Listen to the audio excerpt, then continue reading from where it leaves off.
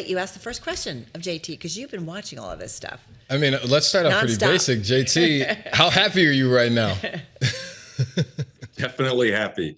And based on everyone I keep running into here in LA and my travels around the country, lots and lots of happy people here, and they're excited for the run we're on. Are you surprised at how well it's going? You know that there were a lot of stories leading up to it about cost and access, and everybody here in the New York Metro was like, it's going to be a nightmare, and it is a little tough moving around, but it just seems to be going well, and everybody who's at the games are just having a blast.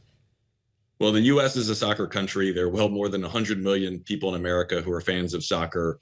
And of course, we have such a diverse country with people from all over the world. So every team was going to feel welcome here.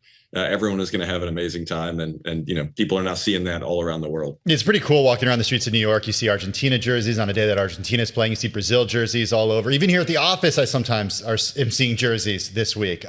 No question, World Cup fever is hitting here.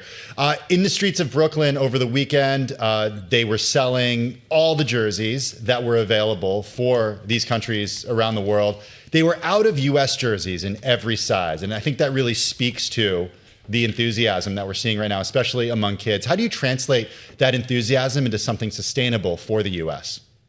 Well, a couple of things. One is you're right around the incredible demand for the U.S. jerseys. They're iconic. They're a ton of fun.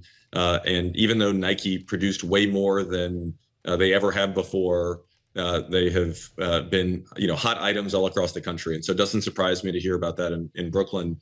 And I think, more broadly, we view the opportunity we have now, this World Cup, the LA Olympics, and hopefully the Women's World Cup in 2031, to have a similar impact on the growth of this sport as we did 94, the Atlanta Olympics in 96, and then the Women's World Cup in 99.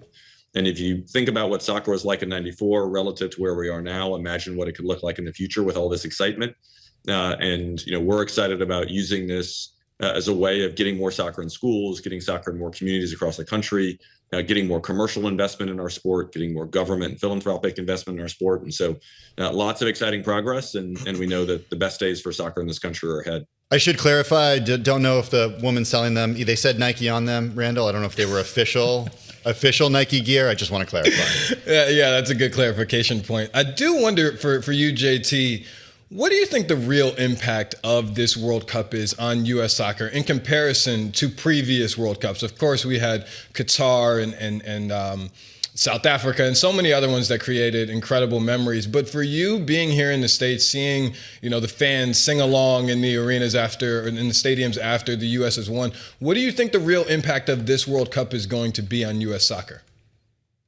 Well, I think for us, we've always viewed this as an opportunity for Americans to fall in love with this team. And I think they've done that, and folks are excited. Being in the Seattle Stadium when everyone was singing Country Roads was pretty special. And I think, the sort of collective energy of that and the 15,000 people who all marched together to the game, just the pride, the passion has been awesome.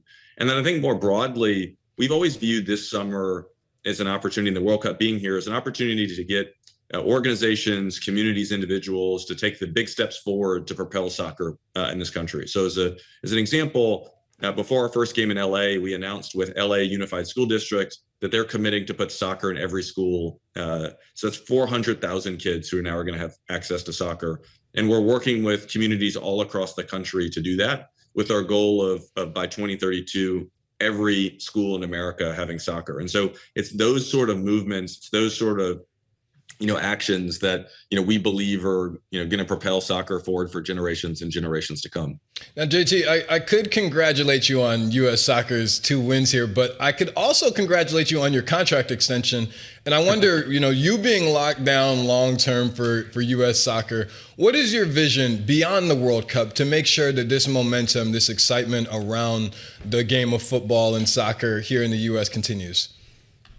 So at U.S. Soccer, we view our role as being in service to soccer. We think our role is to support those who are bringing soccer to life in communities all across the country. And we have 3 generational ambitions we're focused on. U.S. soccer success, so we want our teams to win World Cups.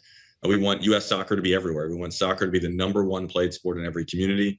And we want U.S. soccer to be yours. We want everyone who cares about our sport to feel connected to U.S. soccer and to our sport.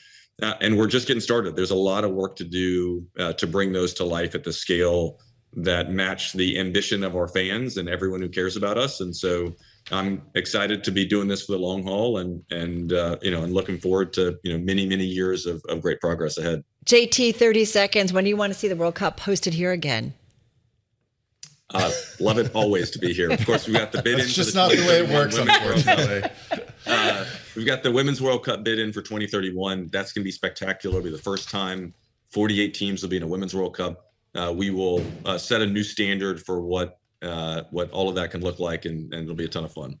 So maybe in 2 years? 3 years? No, I'm just kidding. We got the Olympics back in LA in 28. Right. So okay. So we want to win medals on the men's and women's side there. So we'll keep the party rolling.